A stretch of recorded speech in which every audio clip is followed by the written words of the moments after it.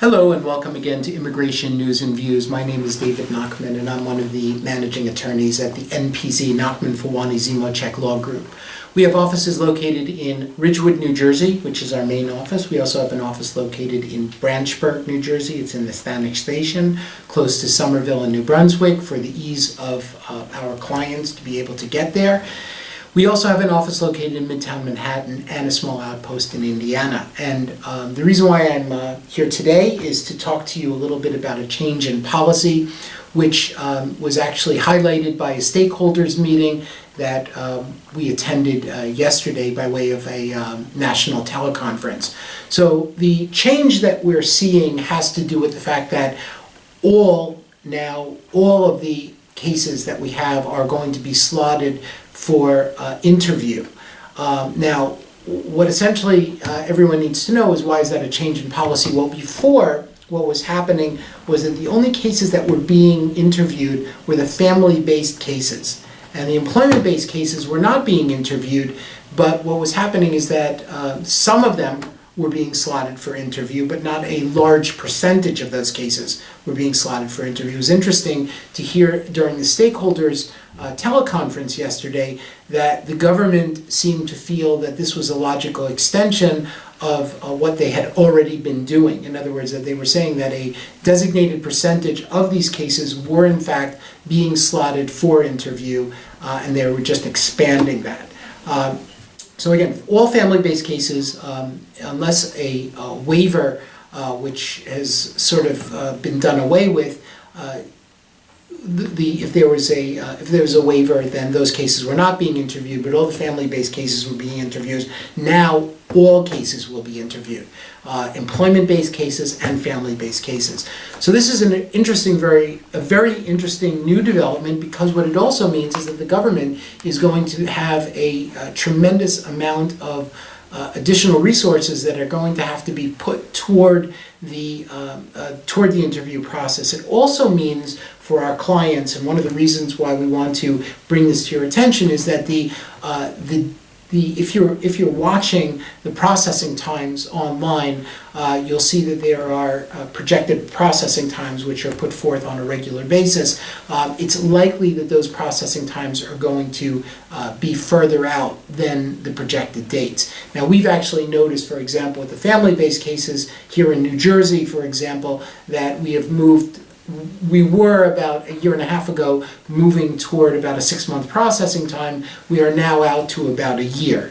So from the date of submission of, let's say, a joint family petition, which could be for an immediate relative, those cases were, again, about a year and a half ago, taking approximately 6 to 7 months. The processing times now are out to about a year. So it raises two very interesting questions. One is, what are the resources for the government with regard to their ability to marshal the resources to be able to handle these interviews? So the government has assured everyone through the stakeholders teleconference that they do have the ability to handle this type of a change in policy. I recall from my meeting at the Vermont Service Center stakeholders meeting that there is what's called a surge team.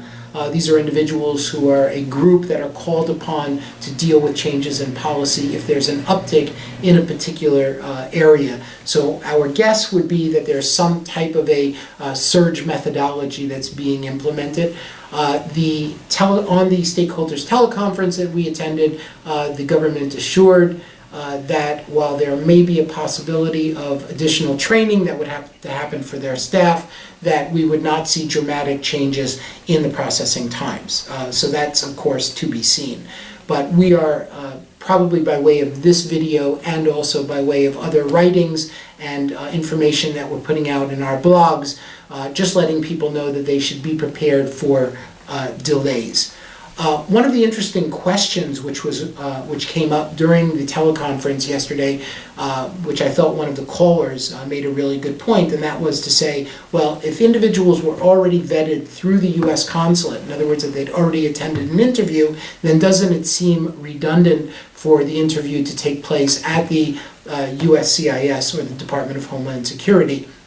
I thought that was a very interesting point that the individual raised, because it does seem to be redundant. However, as many people know, we work off of a process called checks and balances. And when a person attends the interview at the U.S. Consulate abroad, that's before an agency called the U.S. Department of State, Bureau of Consular Affairs. When the individual enters into the United States, the jurisdiction changes, and they then become under the auspices of the U.S. Department of Homeland Security, U.S. Citizenship and Immigration Service. So essentially what it is that there's an additional check and balance that's being put in place. I think that this whole concept of the additional interview is consistent with President Trump's executive order dating back to January, which has to do with this quote-unquote extreme vetting.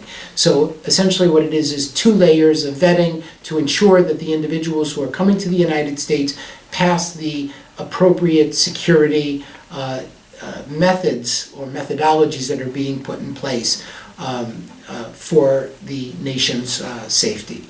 So with that, again, we wanted to let our viewers know what's going on, in the immigration world. If you have any questions about how this new policy with regard to employment-based interviews is going to affect you or your case, please feel free to reach out for us.